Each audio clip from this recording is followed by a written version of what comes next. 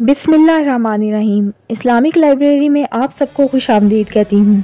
Video دیکھنے سے پہلے میرے چینل کو سبسکرائب کر لیں اور بیل آئیکن کو کلک کر دیں تاکہ میری آنے والی ویڈیوز کا نوٹیفیکیشن آپ کو وقت پر ملتا رہے۔ آج کا میرا موضوع ہے شب قدر کی نشانیاں۔ لیلۃ القدر کی چند نشانیاں احادیث میں بیان ہوئی ہیں جن سے ہم اندازہ لگا سکتے ہیں کہ 5 راتوں میں سے کون سی رات لیلۃ القدر ہے۔ یاد رہے، ہو سکتا ہے لیلۃ القدر ایک سال میں 25ویں رات ہوئی ہو اور اگلے سال 21ویں، 23ویں، 27ویں یا 29ویں، یا ہر سال ایک ہی ریپیٹ ہو۔ اس کا علم اللہ کے پاس ہے۔ لیلۃ القدر کی نشانیاں نوٹ فرما لیجئے۔ ابو داؤد کے مطابق لیلۃ القدر کے بعد جو صبح ہوتی ہے اس دن سورج تشت کی طرح نکلتا ہے۔ جب تک وہ بلندی کو نہ پہنچ جائے اس کی کرنیں نہیں نکلتی۔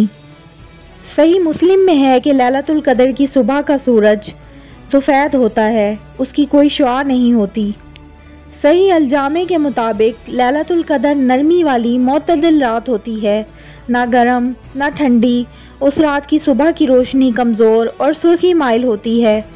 صحیح مسلم میں ہے لیلۃ القدر کا چاند ایسا ہوتا ہے جیسے بڑے تھال کا کنارہ۔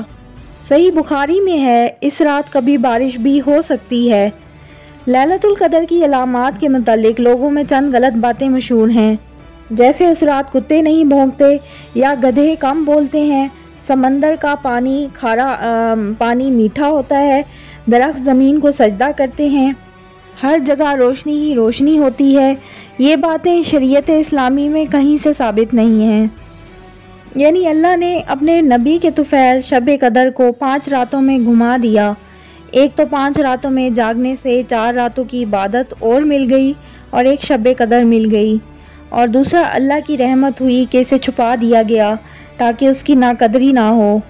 اللہ تعالیٰ سے دعا ہے کہ اللہ تعالیٰ ہمیں زیادہ سے زیادہ ان پاک راتوں میں عبادت کرنے کی توفیق دے اور جہنم کے عذاب سے ہمیں نجات دے، آمین ثم آمین۔ اگر آپ کو میری ویڈیو اچھی لگی ہے تو پلیز لائک کریں، سبسکرائب کریں اور شیئر کریں۔ اللہ حافظ۔